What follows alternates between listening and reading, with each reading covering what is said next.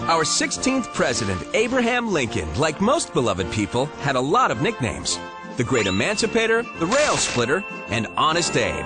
But how about the Repairman? Because when our nation was badly broken, Abe Lincoln stepped in to fix it. There are two facts everyone knows about Abe Lincoln. He was born in a log cabin, and he was our tallest president. Although he became tall long after he left the log cabin. Few thought that this tall, awkward man would ever become president. If you look at him as a youngster, one would not have predicted he would have done much but become another farmer like his father, or gone further west and become a hunter. But he wanted to learn. He had ambitions, he had dreams. Lincoln educated himself and became a respected lawyer and public figure in Springfield, Illinois. Thankfully, this was in the mid-19th century, back when image wasn't everything. There's a lot of people who say Abe Lincoln couldn't win today. He was really tall and gangly and goofy looking, and he actually had a terrible voice. He had a really high, squeaky voice for a big guy. But while Abe Lincoln might not have had the most impressive voice, the words that he spoke in the 1850s, when the young Republican Party was leading the charge against slavery, commanded attention. A house divided against itself cannot stand. I believe this government cannot endure permanently half slave and half free. What is stunning to me about Lincoln is the idea that he can hold that belief through 4 years of civil war. It's that he doesn't turn back from it. He doesn't imagine that there's some compromise. During a Senate run in 1858, Lincoln said some surprising things during a series of slavery debates with rival Stephen Douglas, like that slavery violated the natural rights of black people. Lincoln lost that Senate race, but won the Republican nomination for president. And as Lincoln became president, the divided nation split into all-out civil war.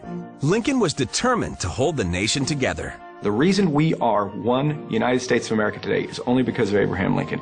A lesser leader would have allowed the South to go, maybe not even had that war. Lincoln was the best wartime president. He had one goal: to save the Union.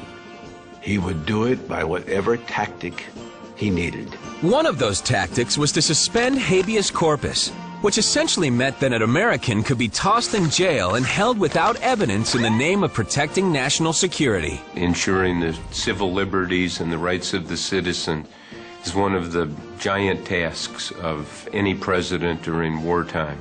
If you go back to Lincoln, in a sense, he failed the test. He violated the Constitution. Thankfully, Abe proved he was back on the side of civil liberties by deciding to make good on that whole all men are created equal thing in the Declaration of Independence.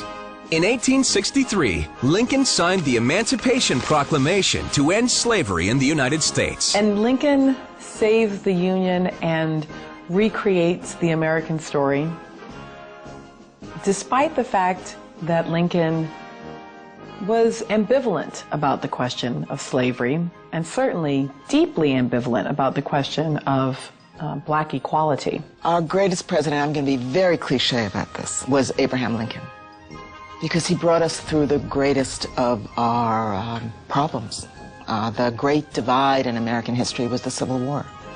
And the great divide in American history was the black-white divide, where whites were free and blacks were unfree. The South surrendered to the North in 1865, effectively ending the Civil War. But one of its last victims was Abe Lincoln. John Wilkes Booth's bullet may have ended the life of the great emancipator, but his words and deeds live on to this day. Government of the people, by the people, for the people, shall not perish from the earth.